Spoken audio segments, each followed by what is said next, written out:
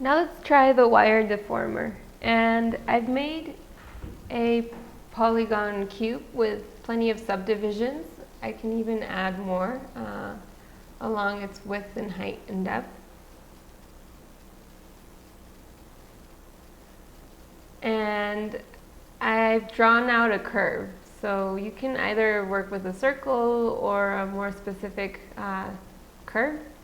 And then once you have these two, you can select your polygon and go to Deform, Wire. And down here in the bottom, it says select shapes to deform and press enter.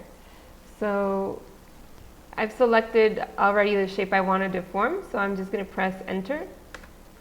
And after that it says select wire curves and press enter to finalize the operation. So I would need to select my curve and then press enter. And now if I pull my curve up and down, I'm influencing my bottom geometry with the shape of that curve. And again, you could go back and maybe add more subdivisions to make it smoother. So this could be helpful for animation and also modeling, for example, a mountain or some topology kind of like that. A landscape would be useful. And again, you can also play with lowering the resolution.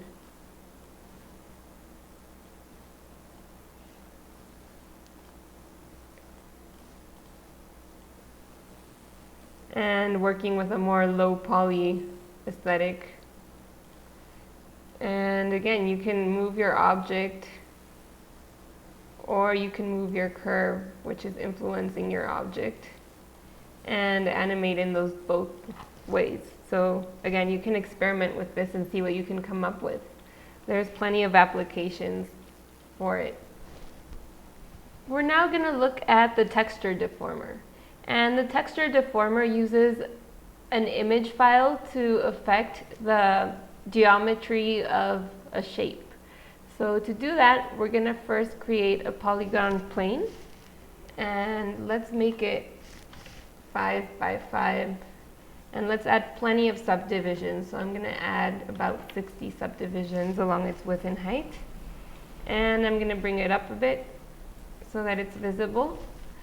And I've created this very simple happy face image to show you how the texture deformer works.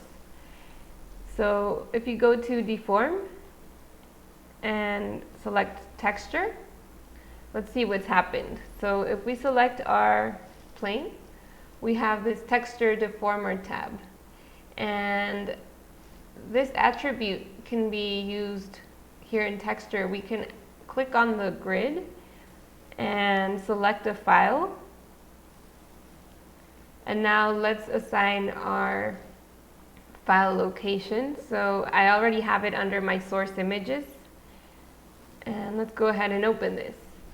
And so now my polygonal plane has a sort of displacement over it in the shape of that image. And we can also do other things. For example, we can dial down the strength if we want to make it more subtle, or we could offset the influence.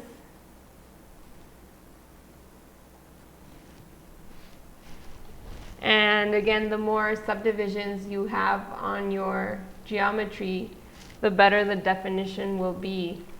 So obviously if I dial this down, it's a very abstract way to see this happy face. But the more subdivisions I add, the more defined it'll be.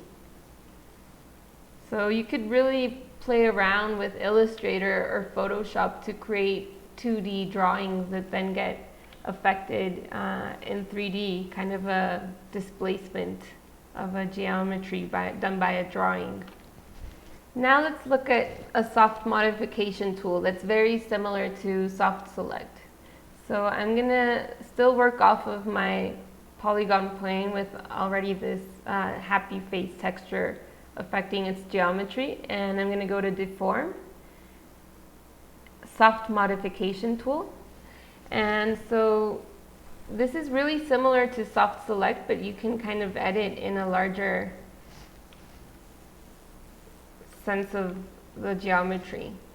So you can change your fall off radius,